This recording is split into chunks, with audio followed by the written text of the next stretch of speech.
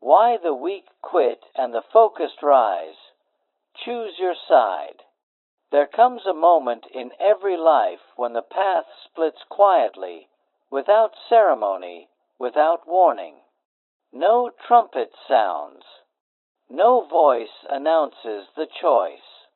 One road leads toward comfort, explanation, and retreat. The other leads toward focus, pressure, and becoming someone you have never been before. Most people step onto one of these roads without realizing it, and years later, they wonder how they ended up where they are. Weakness is not a lack of strength. It is a lack of focus. It is the inability to hold a single aim steady when discomfort begins to speak. Weakness quits not because the task is impossible, but because the mind was never trained to endure resistance. Focused people rise not because the world treats them kindly, but because they refuse to let distraction, fear, or fatigue vote on their destiny. Every quitter has a reason, and every reason sounds reasonable. It wasn't the right time. The odds were against me. I needed to be realistic. Weakness always dresses itself as logic. It always sounds intelligent. It always has evidence. But beneath every excuse is the same truth. The mind broke before the body ever did. Napoleon Hill understood that failure is rarely physical. It is mental surrender. It is the moment a person stops directing their attention and allows circumstances to take command. The weak mind looks outward when pressure rises. It searches for validation, sympathy, or permission to stop. The focused mind turns inward. It tightens discipline. It narrows vision. It eliminates everything that does not serve the mission. History draws this line with brutal clarity. When Edison's experiments collapsed again and again, he did not quit because quitting would have required him to abandon focus. He had already decided. Quitting was not an option on the table. When Lincoln lost election after election, buried children, and watched the nation fracture, weakness would have been easy. But focus anchored him. He held a single idea steady while chaos raged around him. When Ford was mocked by experts and betrayed by partners, he did not scatter his energy defending himself. He refined his vision and pressed forward. Weakness seeks relief. Focus seeks results. The weak mind asks, "How do I feel today?"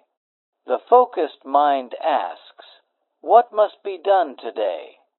This difference alone creates entirely different lives. Weakness lives in reaction. It chases comfort, approval, and certainty. It avoids friction. It avoids silence. It avoids solitude, because solitude forces confrontation with the self. Weakness fills time with noise, so it does not have to face its own inconsistency. Focus embraces friction. It understands that resistance is not a signal to stop, but a signal that growth is happening. Focus does not need applause. It does not need agreement. It needs direction. And once direction is chosen, it guards it fiercely. Belief is where the separation begins. Weak belief fractures under pressure. It depends on outcomes to survive. Focused belief stands before evidence appears. It does not wait to see if the effort will work. It commits and adjusts. Weak belief says, "I'll try." Focused belief says, "I'll persist."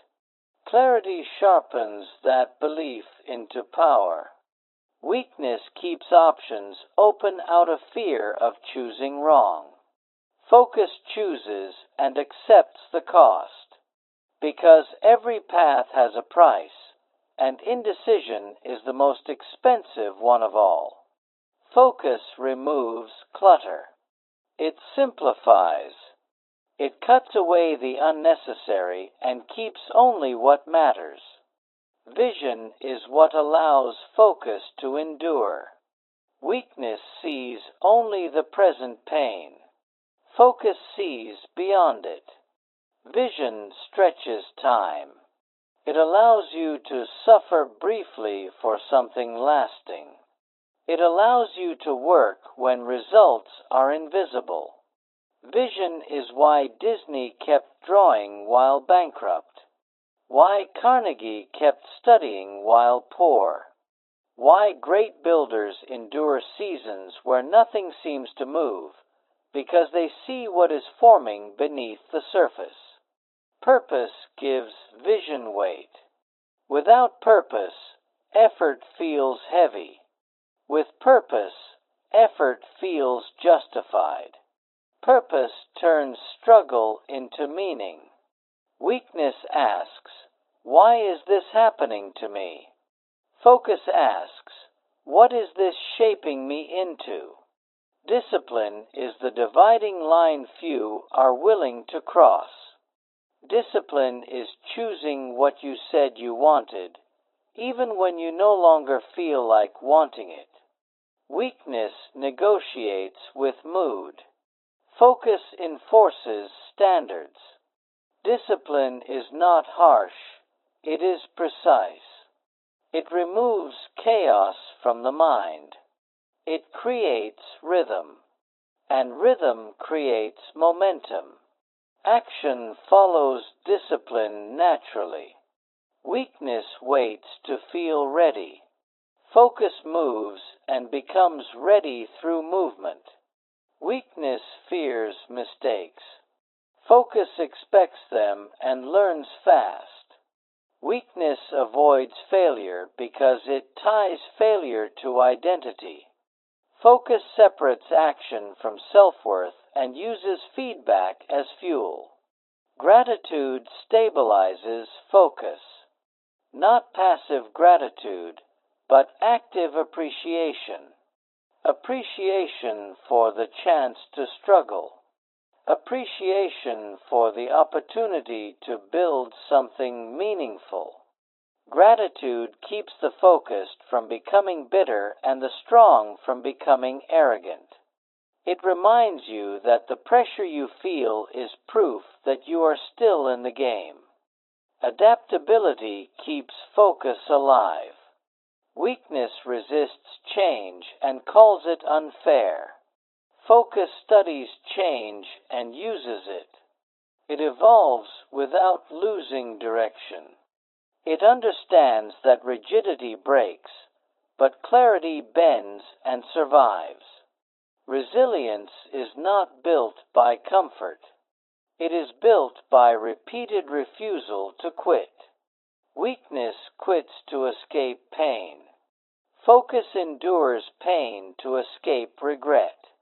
Weakness seeks the exit when things get hard. Focus deepens commitment. And sooner or later, without exception, these paths reveal their destinations. One leads to explanations.